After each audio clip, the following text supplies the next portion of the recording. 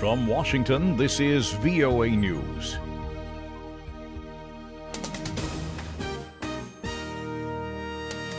I'm Christopher Cruz reporting. President Trump will meet with North Korea's dictator soon. Associated Press White House correspondent Sagar Meghani reports. The president tweets he'll meet with Kim Jong Un in Singapore on June 12th, writing, "We will both try to make it a very special moment for peace."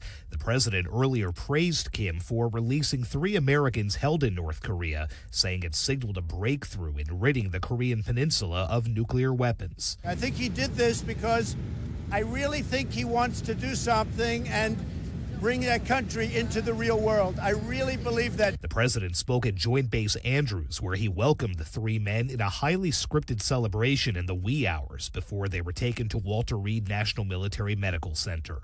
Sagar Meghani, Washington. The United States has placed travel restrictions on Pakistani diplomats. Those diplomats say the limits will go into effect on Friday, but the U.S. State Department would not confirm that.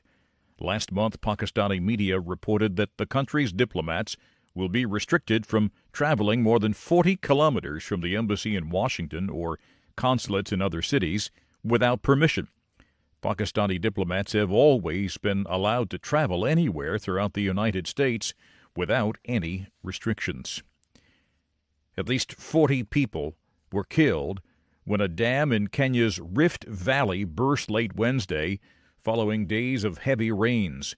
Water swept away many homes, farms, and businesses after breaking through the Patel Dam in Salai, which is about 180 kilometers northwest of Nairobi.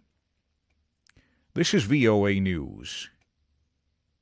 U.S. military investigators are blaming, quote, contradictory and ambiguous procedures for a botched Special Forces operation and ambush in Niger last October that resulted in the deaths of 4 U.S. soldiers and 4 Nigerian soldiers.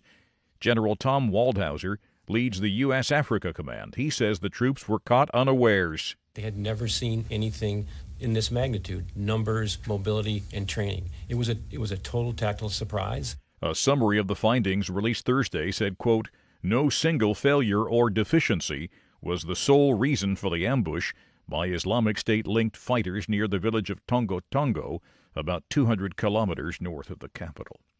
Health officials in the Democratic Republic of Congo are racing to contain an Ebola outbreak announced this week.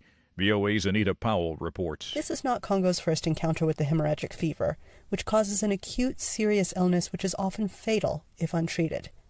The virus derives its name from the place it was first discovered, the Ebola River, a tributary of the Congo River, in 1976. The average survival rate is 50%, according to the World Health Organization. This latest outbreak happened in an area near the banks of the Congo River. Because this region is poor in infrastructure, its many waterways are vital for transport and trade activities. Anita Powell, VOA News, Johannesburg. On Thursday, Congo's health ministry announced the first suspected Ebola death since the new outbreak and said 9 people have symptoms. There's been a serious clash between Israel and Iran in Syria. Correspondent Robert Berger reports for VOA from Jerusalem that Israel has launched a fierce assault on more than 50 Iranian targets in Syria. Defense Minister Avigdor Lieberman said Israel has a very clear policy. He said it will not allow Iran to turn Syria into a forward military base against the Jewish state. Lieberman said that in response to Iran's arrogance, Israel destroyed almost all of Iran's infrastructure in Syria. If we get rain, then they will get a flood, the defense minister said. Lieberman also said he hopes this round of violence is over. Robert Berger for VOA News, Jerusalem.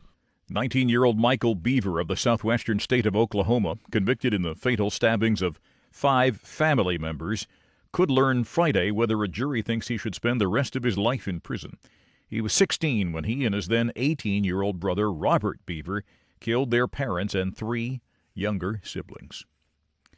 You can find more on these and other late-breaking and developing stories from around the world around the clock at voanews.com and on the VOA News mobile app. I'm Christopher Cruz, VOA News.